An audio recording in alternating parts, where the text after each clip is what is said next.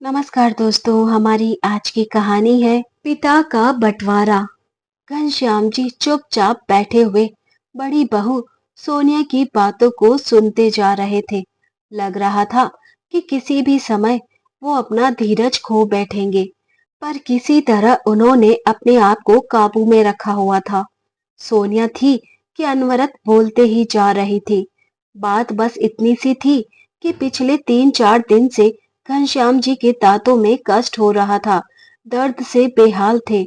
Doctor को दिखाया तो उन्होंने दांत को निकलवाने की सलाह दी थी, पर दर्द के कारण यह संभव न था।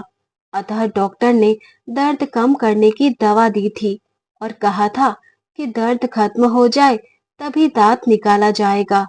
दांत दर्द की वजह से वे कुछ खा पी नहीं पा रहे थे, इसलिए बहू को खिचड़ी बनाने के लिए कहा था, पर उसने 2 सूखी चपाती और सूखी सब्जी बेटे के हाथ भिजवा दी थी।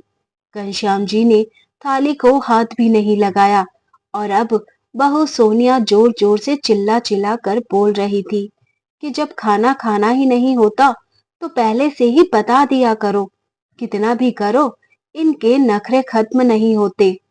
वो यह बात समझने के लिए तैयार ही नहीं थी कि दांत दर्द की वजह से ससुर जी चपाती चबाने में असमर्थ हैं, और गुस्से में थाली उठाकर बाहर चली गई। घनश्याम जी ने एक गहरी सांस ली और अपनी छड़ी उठाकर अपने लंगोटिया दोस्त विवेकानंद के घर की ओर चल दिए। आज उनका दिल बहुत उदास था। अपनी दिवंगत पत्नी की याद उन्हें आने लगी और सड़क के किनारे बने एक बेंच पर वे बैठ गए। अतीत ने तीव्रता के साथ उनकी यादों में प्रवेश किया। घनश्याम जी सरकारी कार्यालय में सेवारत थे। उनके 3 बेटे थे, अनिल, सुनील और राजेश। तीनों ही पढ़ने में अच्छे थे। उनकी पत्नी कांता एक कम पढ़ी लिखी लेकिन मेहनती व स्वाभिमानी स्त्री थी, जो कुशलता के साथ उनके घर का संचालन करती थी। मितव्ययता क्या होती है, यह घनश्याम जी ने पत्नी से ही सीखा था।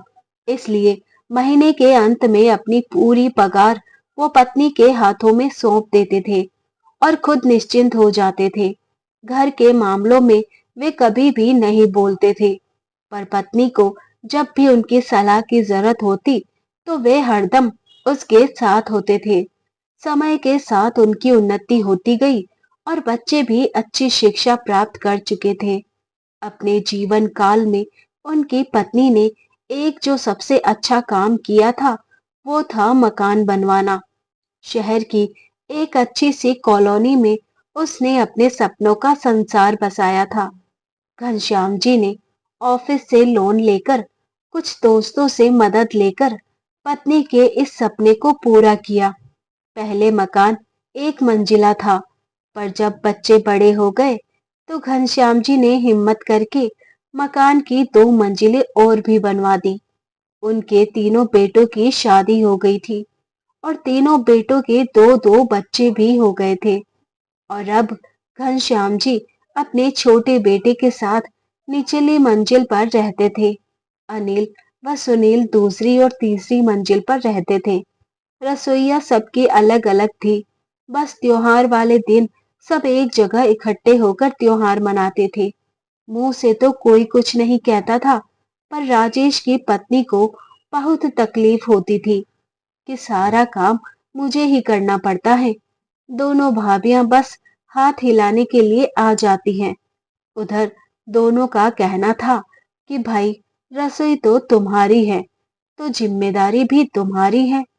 पर ये बातें कभी भी झगड़े का रूप धारण नहीं कर पाती थी, क्योंकि कांता जी खुद भी एक मेहनती महिला थी, जो उम्र के इस दौर में भी चुस्त दुरुस्त थी।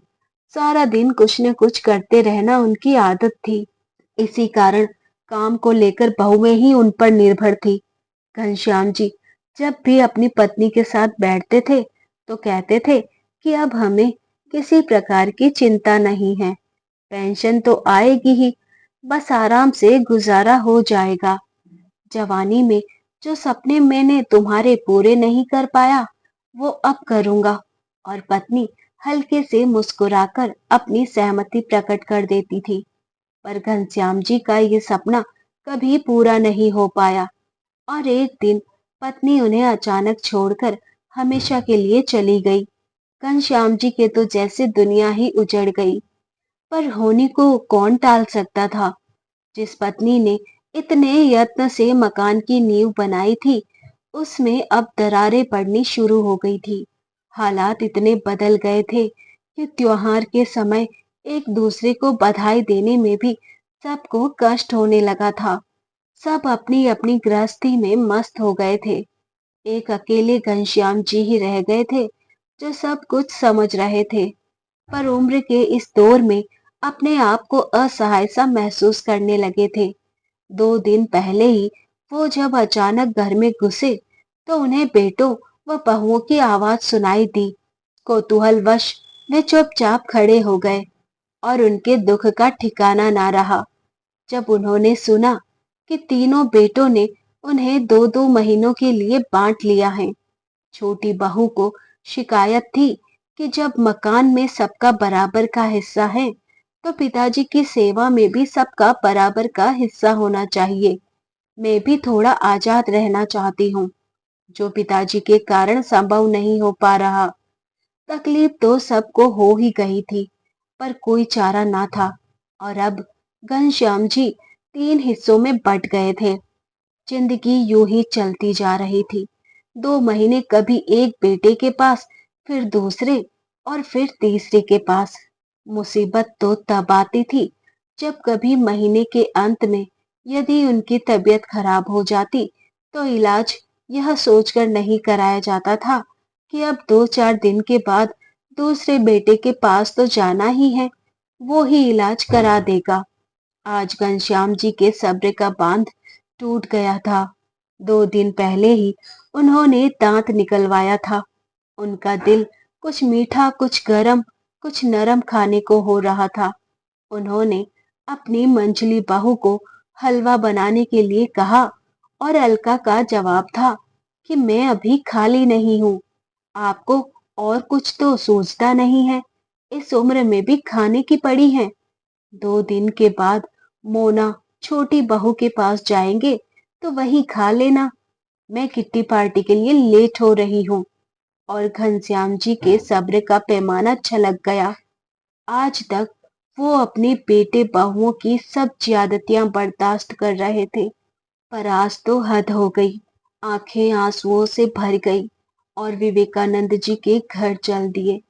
विवेकानंद जी उनके बचपन के मित्र थे। शिक्षा प्राप्ति से लेकर सेवानिवृत्ति तक दोनों साथ ही रहे। विवेकानंद जी थोड़े व्यवहारिक बुद्धि वाले व्यक्ति थे। वे दिल से नहीं, दिमाग से सोचते थे। उन्होंने अपने दोस्त को कई बार समझाया था कि थोड़ा रोब रखा करो। किस बात की तुम्हें कमी है? मकान अभी तुम्हारे नाम है। बेटे बहू जब भी सिर पर बैठने की कोशिश करे तो धमकी दे दिया करो कि किसी को भी हिस्सा नहीं दूंगा। पर घनश्याम जी को ये बात नामंजूर थी।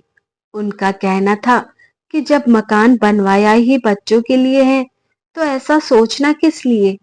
लेकिन आज उन्हें लग रहा था कि अब कुछ करने का समय आ ही गया है। विवेकानंद से सलाह मशवरा करके घनश्याम जी घर आकर पत्नी की तस्वीर के सामने आकर खड़े हो गए, जैसे मन ही मन उनसे विचार विमर्श कर रहे हो। एक दृढ़ निश्चय करके उनके चेहरे पर आया और वो भूखे पेट ही सो गए। किसी ने भी खाने के लिए नहीं पूछा। उन्हें पता था कि उनके तीनों बेटे पत्नियों के साथ गर्मी की छुट्टियों में बाहर जा रहे हैं। किसी को भी यह ख्याल नहीं था कि पिताजी क्या खाएंगे, कैसे रहेंगे। घनश्याम जी ने भी कुछ नहीं कहा। उन्हें अपनी योजना को अंतिम रूप देने का अवसर मिल रहा था। वैसे भी उनका मानना था कि जब बेटे ही माँ बाप को नहीं पूछते तो बहुओं से क्या उम्मीद रखना। बहुएं तो चाहती ही हैं कि किसी की सेवा ना करनी पड़े। वे तो पति और बच्चों में ही अपना परिवार देखती हैं। सास ससुर उन्हें बोझ लगने लगते हैं। वे अपने अधिकारों के प्रति तो सचेत रहती हैं, पर अपने कर्तव्यों की तरफ से आंख मूंद लेती हैं। घनश्याम जी अपने मित्र के साथ प्रॉपर्टी डीलर के पास गए। प्रॉपर्टी डीलर विवेकानंद जी के पुत्र का खास दोस्त था। उनसे मिलकर अपनी व्यथा बताई, कुछ सलाह मशवरा किया, वह वापस आ गए। 20 दिन के बाद जब बेटे बहुएं प्रसन्नचित्त घर लौटे, तो मकान पर ताला देखकर सबकी त्योरियां चढ़ गई। छोटी बहू मोना बोलने लगी, हद हो गई लापरवाही की। पता था कि हम आज आ रहे हैं, पर एक जगह नहीं बैठ सकते। उसके गुस्से का कारण यह भी था कि अब 2 महीने पिताजी को उसके पास रहना था। काफी देर इंतजार करने के बाद अनिल व सुनील विवेकानंद के घर की ओर चल दिए और उनके पैरों तले जमीन खिसक गई जब उन्हें पता चला कि पिताजी ने मकान 90 लाख में बेच दिया है और अब वे कहाँ हैं, किसी को कुछ नहीं पता।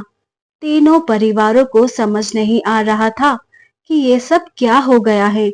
उन्हें लग रहा था कि यह एक भद्दा मजाक है, तो पिताजी ने उनके साथ किया है। गुस्से में तीनों भाई उबल रहे थे। पिताजी ऐसा कैसे कर सकते हैं? मकान की कीमत लगभग 1 करोड़ की थी, तो पिताजी ने 10 लाख का घाटा क्यों उठाया? ये उन सब की समझ से बाहर था। कोई चारा न देखकर सब अपने अपने ससुराल चले गए। अगले दिन बड़े बेटे के पास विवेकानंद जी का फोन आया और उन्होंने तीनों पुत्रों को अपने पास आने के लिए कहा कि कुछ आवश्यक सूचना देनी है। शाम तक का भी इंतजार सबको भारी पड़ रहा था। विवेकानंद जी के पास से जो सूचना उन्हें मिली, उससे तीनों की जुबान पर ताला लग गया था। दिमाग जैसे सुन्न हो गया था।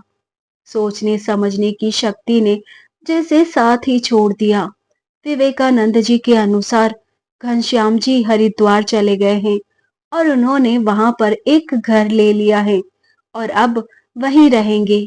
ये समाचार पूरे परिवार पर एक भारी प्रहार था। बहुत अनुनय विनय करने पर विवेकानंद जी से वे पिताजी का पता प्राप्त कर सके और हरिद्वार की ओर चल पड़े। पिताजी का यह कदम उनकी समझ से बाहर था। हरिद्वार पहुंचकर पिताजी को देखकर एक और झटका लगा। पिताजी तो प्रसन्नचित और स्वस्थ लग रहे थे। बेटे बहुओं को देखकर उनके होठों पर मुस्कान आ गई। प्रसन्न दिल से उनका स्वागत किया और रोहन कहकर किसी को आवाज दी। आवाज सुनते ही 10-11 साल का एक लड़का सामने खड़ा हो गया। सबने कौतूहल से उसे देखा। घनश्याम जी ने सबकी नजरों को नजरअंदाज किया और रोहन को 6 प्लेट गरम गरम हलवा लाने के लिए कहा। इसी बीच घनश्याम जी सबसे बच्चों की कुशलता के बारे में जानते रहे।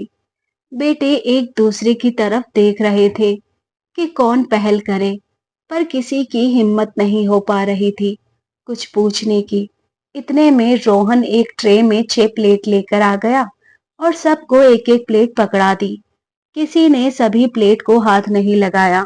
किसी को बोलते न देखकर घनश्याम जी ने कमान अपने हाथ में ली और बोलने लगे, तुम सबको हैरानी हो रही होगी और गुस्सा भी आ रहा होगा कि पिताजी को ये क्या सनक सवार हो गई है, लेकिन कारण भी तुम लोग ही हो। मैंने और तुम्हारी माँ ने तुम लोगों को कभी भी किसी भी प्रकार की कमी नहीं आने दी। तुम्हारी माँ ने मेरी एक अकेली तनख्वाह से कितनी कुशलता से घर को चलाया, ये मुझे तुम सबको बताने की जरूरत नहीं है। और आज मुझे ये कहने में कोई भी शर्म नहीं है कि उसने अकेले तुम सभी को अपने प्यार से बांध रखा था, पर तुम 6 लोगों ने अपने एक बाप को ही किस्तों में बांट लिया। पर चलो, कोई बात नहीं, कम से कम 2 वक्त की रोटी तो शांति से दे सकते थे, पर वो भी नहीं हो पाया। पार्लर और किटी पार्टी में जाने के लिए सभी के पास वक्त था, पर मेरी 2 रोटियां सबको भारी पड़ रही थी।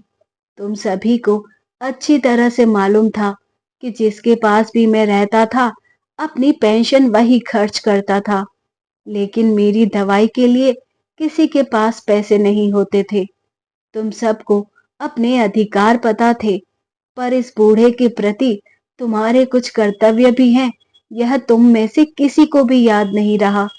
और फिर जब मेरे बेटे ही ऐसे हैं, तो बहुओं से मैं क्या उम्मीद रखूं? कहते कहते घनश्याम जी का गला रूंध गया। तीनों बेटे बहुएं नजरें झुकाकर बैठे रहे। घनश्याम जी ने दोबारा बोलना शुरू किया। मेरा ये फैसला तुम्हें पसंद नहीं आएगा, यह मैं जानता हूँ, पर इसके जिम्मेदार भी तुम लोग हो। तुम्हें पता चल गया होगा कि मैंने मकान बेच दिया है, 10 लाख के घाटे में बेचा है, पर मुझे इसका कोई मलाल नहीं है।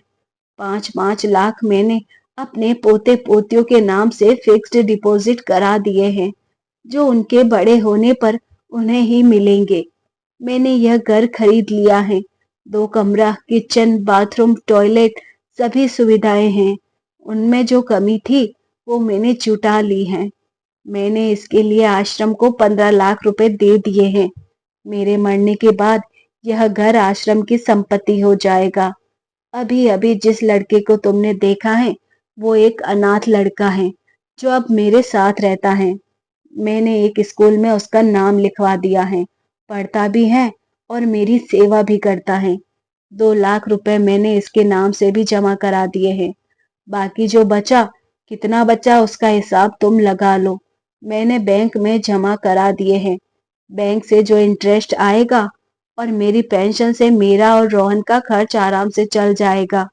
अब तुम लोगों को मेरी तरफ से पूरी आजादी है, जैसे चाहो वैसे रहो।